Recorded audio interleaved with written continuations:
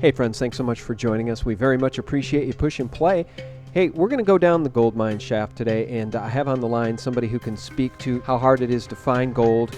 On the line with me is Wade Hodges, and Mr. Hodges is a geologist, and he also is the CEO of Nevada Exploration, which trades on the TSXV under NGE, and it trades in the United States as NVDEF. Mr. Hodges, how are you, sir? I'm great, Sean. I'm very happy to be here today. Well, I'm really glad to have you, and I wanted to ask you here, in the face of peak gold, right? Our friend Steve St. Angelo over at SRS Rocco Report talks about peak gold and peak silver a lot. Can you tell us about peak gold versus discovery? Because it seems to me that discovery of gold is declining steadily, and you're in the business of finding it. Let's just start by talking about peak gold. Have we hit peak gold? Okay, peak gold comes from the discussion of peak oil, which is a phenomenon associated with any sort of a natural resource, this idea that we eventually run out of it. And as we run out of it, then it causes thoughts into what do we do about that? In the sense of peak gold, yes, it's definitely true that it looks like from production figures, which is what people start with, things that can easily be measured. How much gold did we produce this year? And based in past years, it looks like it's definitely declining. And that's led to concerns about supply and demand relationships. But it's been my experience that just as with peak oil, people come along with some new technology that totally changes the supply demand, and the economics associated with it. Now with gold, I think we're seeing the same sort of a thing. There's certainly this concept of peak gold, and what's going on is an important question. And I think ultimately, while pundits may agree, disagree, and all the exact natures, that fundamentally what we need is just shift in the way we find gold. The technology associated with actually exploration and then discovery is what makes the whole thing work. And that's where I spent my life, is focused on being able to find this stuff efficiently. Now, we live in a world here where the fiat dollar and fiat currencies in general are being burned to the ground globally, and there is clearly a geopolitical turn toward gold by nation states. China is hoarding gold as fast as they can. Russia is adding to its stockpiles of gold. There's a lot of question from our listeners and other researchers about how much gold is actually in Fort Knox to back the fiat dollar at this point. And you know better than anybody else how difficult it is to find the stuff. Let me ask you this. The name of your company being Nevada Exploration, you do a lot of digging in Nevada. What can you tell us about finding gold, and why Nevada? Why not Utah? Why not California? What makes Nevada so special?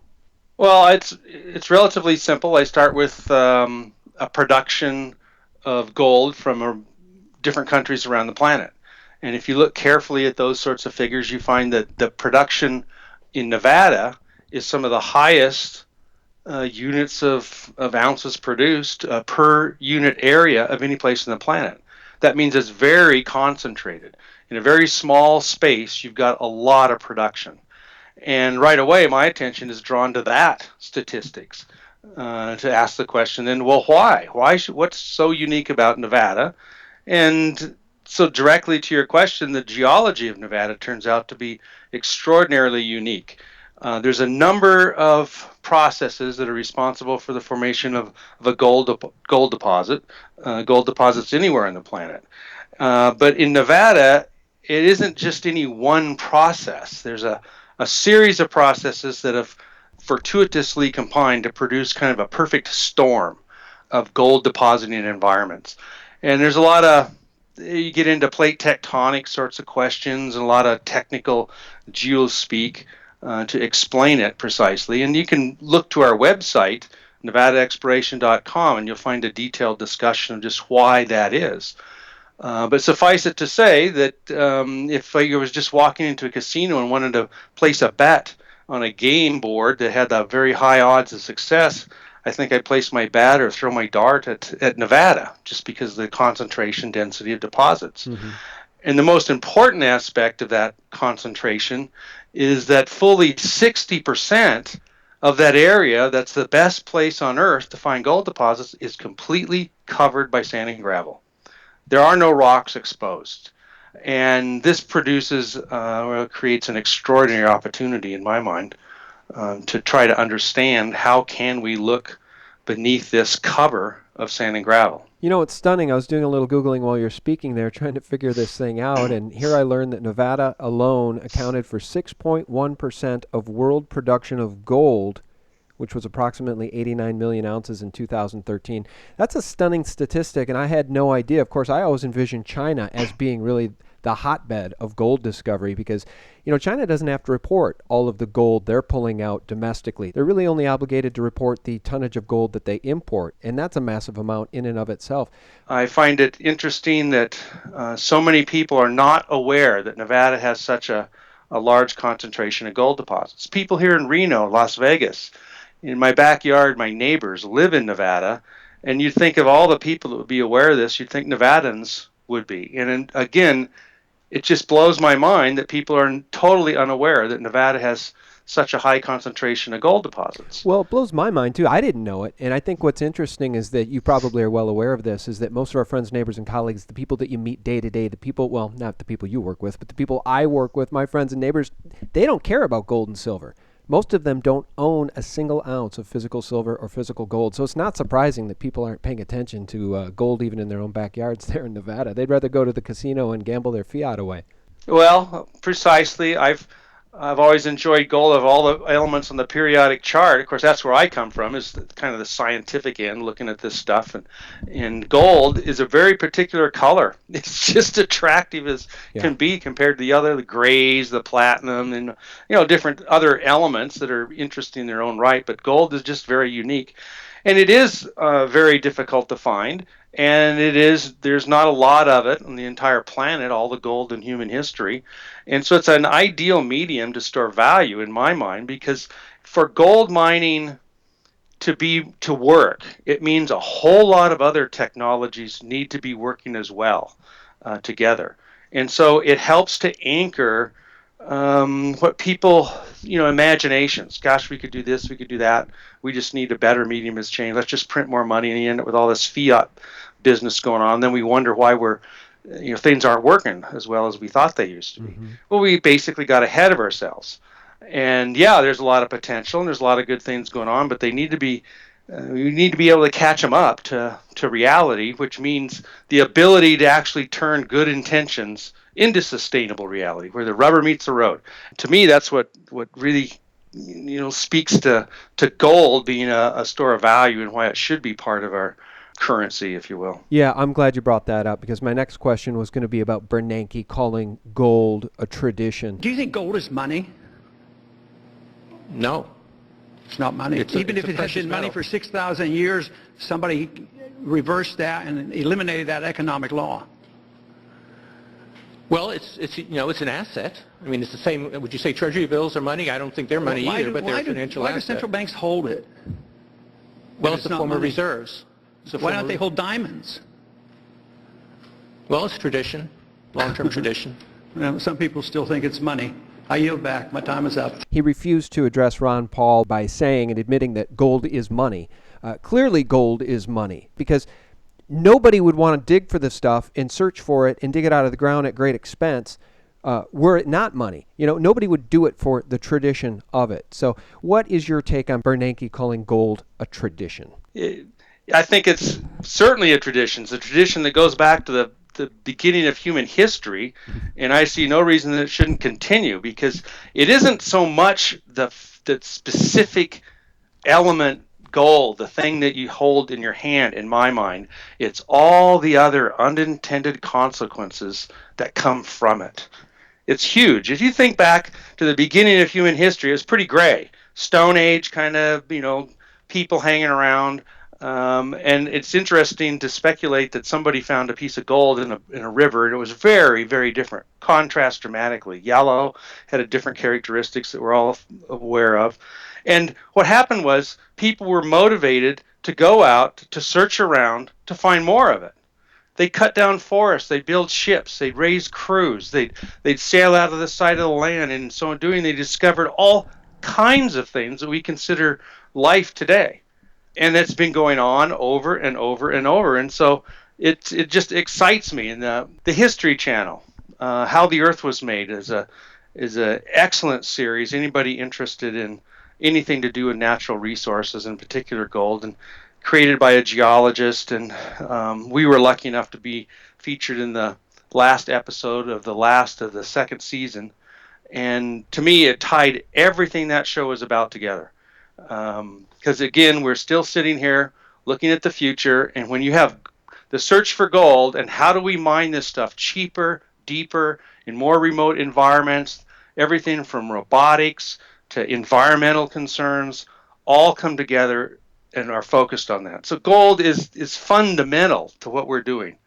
In our past, certainly a tradition, and very much so in our future. Well, I'm glad you brought up the History Channel because I was going to ask you about that as it relates to that Eureka moment. And I want to ask you about that Eureka moment. I'm sure you're familiar with a show called Gold Rush. Have you seen that? Certainly. Okay. Yes. Okay, well, what I love about that show is that it illustrates how difficult it is to find gold. And of course, the guys on that show don't have your pedigree. They haven't found 30 million ounces of gold in their careers. But, they'll spend an entire season digging and hunting and searching and betting on the one sweet spot to find gold, and they'll pull out of the ground maybe 111 ounces. I mean, it's brutally hard to find the stuff. So that kind of gets me to this point. When they do find it, it's extremely exciting for them. Tell me about that Eureka moment. What does that feel like when you discover gold? Okay, this brings to a point. You notice the reality shows don't follow a major mining company's journey through high operating costs, regulatory environment changes, political uncertainties, their own inability to control the gold price. That isn't nobody cares. That's just normal, boring, day-to-day. It's difficult, it's hard, of course it produces the final product that you want to see. But what the reality TV shows are about, and what the people that live in those shows are experiencing, is getting down there, getting dirty, digging, and with relatively little, it's hard to find, but they're not making the investments that a large major is doing, that an individual can go out there and have the prospect of finding some gold. Mm-hmm. And it is truly exciting. And it shows the differences, a fundamental difference between two different aspects of what people normally think of as a mining industry. One is exploration and discovery shown in these reality TV shows. The other is the world of development and production. And the difference between the two is basically one of how long does it take before you know that you've made the wrong decision. If you're in exploration in discovery mode, it often takes a long time before you find out that you've dug all season and you didn't get what you expected. In development and production, it can be instantaneously because there's lots of metrics. People live by quarter to quarter and so on. So those two very different environments, in the old days, they were merged together. But as time goes by, we get more and more specialized in how we handle and think of this particular aspect of life as any aspect, and you start to specialize. And so it's very useful to look at the two. Nevertheless, the reality is it draws a tremendous crowd of viewers on TV and investors to it. And then when they do find it, voila, there's a huge value that's clearly added that everybody understands. And of course, that's what has been mapped over an investor's mind, is thinking that's why I'm going to invest in a gold stock. But they're not all the same. So what I've done is spent my life in this recognition focused on where I get the most fun, and that's in the area generally where you have the most risk or uncertainty. That's at the low end of this value-added profile spectrum. And so I relate very much to these prospectors. I just lament that they could do a better job of figuring out where to dig. It takes more than just bulldozers, backhoes, conveyor belts, and crushers and shakers and tables and things to be able to actually end up with some gold. What you need to do is do a little bit better work beforehand to figuring out exactly where to drill. And that's, of course, where I've spent my life, and why you can talk about 30 million ounces and where they're talking about, we managed to cover our costs at the end of the season. Yeah, that's exactly right.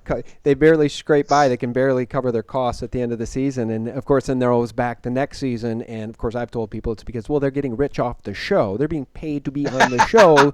It's a little bit like that show, Pawn Stars. Those guys don't give a crap anymore about the pawn shop. They become multimillionaires from the success of the show about the pawn shop. So, yeah, you're in a very different business. You don't have video cameras on you all day, and they're not going to make a reality star out of you. But you're actually finding gold. And I think it's a great segue to this next question, Wade, which is this. What makes gold special to you? Because as a layman, as a person who appreciates sound money, as a person who is anti-corruption in government, and as a person who does not like the Federal Reserve printing us into oblivion, what makes gold special to me is its monetary value. And in fact, I think that's probably the obvious answer. Gold's really only value is that it is money and has been money for 5,000 years. Is that what makes gold special to you? Yes, it's a representation of value, meaning somebody thinks that they've created money or they've made money if they made a great trade in the stock market. Okay, man, I just made a big killing. I bought something low, I sold it when it was high, I made money today. And I don't think that's quite correct. What's happening is all they're doing is trading dollars between pockets. Somebody sold, somebody bought, and it's just moving money sideways. That's where most of this stuff is going on. With gold, if you find some gold, you actually created some new money through a lot of effort. You didn't just punch a button on a printing press or voila, there's a bunch of nanocurrency created and people are off, having a good time imaginarily spending it. You've actually had to do something that looks like work. And in doing that, you've learned, you've been connected with reality, you've learned what works, what doesn't work, how to fix things, and you learn something about the logistics associated with the time constraints involved in moving people and equipment from one place to another. And in the process there, you learn other things. And it's a wonderful spot to be. It's like, it really is to me the leading edge. It's far from some old, worn out, defunct, who cares, kind of activity. Well, and that's the way it used to be. The creation of money in the economy was very slow and steady over time and tied to gold exploration and discovery. And don't you miss the days when our currency actually said gold certificate, silver certificate? I guess that was probably before my time and yours, but wouldn't it be wonderful if real money, if gold and silver hadn't been so thoroughly washed out of the minds and the culture of Americans? Wouldn't it be a wonderful thing if our currency still said redeemable for gold on demand? Of course it would be. I just find it ironic that we live in a world where people are in big cities clumped together, surrounded by more connectivity than ever. Social media, they're emailing, texting each other on their phones, and there's people right next to them. And yet we're lamenting this seeming disconnection from reality. How do we get back to the good old days, that feeling? Everything today seems to be about feeling, but the feeling has been misplaced. There's a tremendous feeling I get from accomplishing something, from going out, getting my hands dirty, digging in the soil, trying to understand what this means, what that means, and where does it lead. And those days, I've never really left those days, but I do lament the fact that it seems just more and more people around me totally have, and there seem to be more lost than ever. Yeah, and I think you've perfectly described what we call the sheeple people, right? People they don't understand history. They certainly don't understand monetary history. And, I've lived now through several of these bubbles. I remember the internet age with all of the high-flying internet stocks in 98, 99 before the crash in 2000, 2001, and they talked about the new economy. And PE ratios don't matter. Well, they're saying it again, right? It's a new paradigm. PE ratios don't matter. Its stock market's going higher. Well, now we see a global economic shakeup, and I think it's approaching a global economic collapse. Some of the big banks out there are saying sell now, sell while you can. And as we see China's stock market collapsing almost day in and day out, we're going to see this paradigm of PE ratios not mattering return to the norm again. Just like everything always does, it returns to the norm. And I guess my question for you is, if Bernanke has the audacity to tell Ron Paul, well, it's tradition, that gold is merely a tradition, and we hear others like Warren Buffett say gold is a barbarous relic, my question to you, Wade, is this. When this current bubble paradigm collapses, just like all bubbles pop, when this one pops, will we see a return to sound money in our country? Or, as I think the powers that be want, are we going to see a return to some sort of sound money with a new global currency, something backed by gold? Do you see that day coming? Well, it has to be. Whenever things get really, really bad, people instinctively reach to the past. They go, well, let's go back to when things were good. They start searching back there. When one of the big things when things was good was that we did have this stable currency, and trying to make a currency based on the whims and the emotions of people just doesn't make any sense.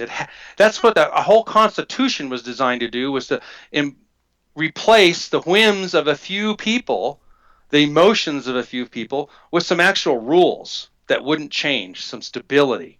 And I think that's a fundamental foundation of any sort of a rational way of being. We're getting ready to replace the Alice in Wonderland kind of made up, make believe, interesting cartoon that we live in with let's climb back up the rabbit hole and look at the light and see how things really work. And that's really what we're being, I think, challenged with asking today is, what as we learn, we've got obviously some conflicts, some things that don't seem to make sense, some contradictions. Well, it's screaming to us. We need to learn something about how this actually all works. And let's start with taking a step back. Let's, review the price of gold. There's nothing wrong with making gold a currency. You just increase its value and you've got all the money in the world that you want. And you do that based on a market that allows the supply and demand aspects to produce some stability. Keeps it grounded. I don't know how else to say it. No, I think that's very well said. What's old is new again. I mean, humanity seems to repeat these cycles, right? We've been warned that those that don't understand history are condemned to repeat it, and we see ourselves repeating these cycles and these same mistakes over and over again. I've always made the argument, Wade, that it's being done by design. Humanity's being manipulated on purpose by these banksters that seem really good at fleecing the people. They inflate these bubbles. The sheep will chase the bubbles higher. Then the guys that control the bubbles pop them when they're already out, and then they're buying up the gold and silver at pennies on the dollar. And I think we might be seeing that again. What do you think? It certainly makes sense to me. There's basically enough facts to support that prediction for the future. I'm also taken by. I spent a lot of time with business. Some of the latest business models developed around the idea that we really are living in more uncertain times than ever. That you come at it from that aspect, that there's more money, more fiat money created running around this planet than ever before, yet we seem to be lamenting the fact we can't get any of it shaken loose to start being applied to do things that we think need to be done. And it's just a huge mislatch. And that conflict, that contradiction needs to be explained. I mean, why is that? You can't have them both be true. There has to be something that we need to understand. And what happens is when you have no ability to understand the future, and so you feel like, I don't know what to do, you keep your money. You just sit on it. Yet things are still not working. And it gives us pause. The other historical way of dealing with uncertainty was to just get better at moving quickly, no matter what the future would present to us. We're small, we're fast on our feet, we're able to move quicker. Well, today it's impossible. You can't move as fast as things are changing. And so you're left with, what the heck do you do? And so as an investor, what I do is look at the situation and realize we need to think in terms more of taking options, small bets, not bet the bank, not try like hell to predict the future and then sell everything out or buy everything or put all our bets in one, Hail Mary, but it's to look at a number of plausible scenarios for the future and then take a small strategic bet that doesn't in any way, bet the bank. But if we start to get positive indications that we're moving in the right direction, then to put more money into that direction, which is why here at NGE with the water chemistry that we're using, I've gotten positive feedback. And so incrementally, I added an additional amount of money invested in that strategy. It's not the only one, because we're also living in this uncertain world like everybody else. But to best of my abilities, I see where I have the greatest potential for making the biggest headways with the knowledge, the information that I have, and then place the bets accordingly. Well, Wade, I really can't thank you enough for your time. It's been a real pleasure to have you on. And can you tell people, if they want to be a part of what you're doing in Nevada, how do people get on board with your company? Just tell us a little bit more, will you? Sure. Nevada Exploration is a company focused on applying new technology to looking for gold deposits in Nevada. Again, Nevada is the highest concentration of gold deposits per unit area on the planet, and fully 60% of that area is covered by sand and gravel. And the one medium that is present in that sand and gravel is groundwater. And up until now, no one's really even had the ability to ask the question how much gold is in the groundwater. Now, understand, I'm not trying to mine the groundwater for gold. It's simply not much different than the gold panners did in 1849 when they looked down and they found gold in a gold pan, then they followed it upstream to the source. And all I'm doing is looking at minute quantities of gold and then other trace metals in the groundwater to tell me where I should pick up the trail, if you will, to follow the scent back upstream, but it's in the subsurface then to its source in the bedrock. And we've been at it for quite a number of years, been relatively quiet about talking about it because what I see for the future is tremendous potential to be able to dramatically increase the success in finding gold deposits in a market where if you have the gold, there's plenty of people that would want to buy it. And of course, the trick is to be able to find it high enough grade and shallow enough and oxidized enough to be able to mine it all economically. And that's something that water chemistry gives NG an edge in doing. So if anybody is interested in following up more, there's a lot more details to the story. I've been told that, Wade, I hear a lot of these sort of stories, but this is one where the more I learn about it, the more I like it. I would encourage everybody to go to nevadaexploration.com. On that website, which is due for a significant update. So check back here frequently over the next few weeks. Find your way to the presentations page, lower left of the home page, and then there's a couple of videos that explain what we're doing in just a few short minutes of their time. I'm thinking that they might find something there they like when specifically Nevada exploration, but there's a lot of other unintended consequences, let's say, associated with this story as well. Yeah, and I've got the philosophy, as I said earlier in the interview, that the bankers like to have the common man chase the bubbles, then they pop the bubbles. Meanwhile, the bankers have been long outside of the bubbles and put their money to work in the undervalued assets, gold, silver, and probably mining stocks. I'm sure when the mining stocks finally bounce back and explode much, much higher, it'll be the bankers who get richest quickest. Our guest has been Wade Hodges. He's a gold exploration expert and currently the CEO of Nevada Exploration, Inc. Mr. Hodges, we truly appreciate your time. Thank you so much, Sean. Thank you. And guys, thanks so much for listening. I hope you have a terrific week ahead. And thanks for your support at sgtreport.com, thelibertymill.com, and thephaser.com. God bless. Have a great week.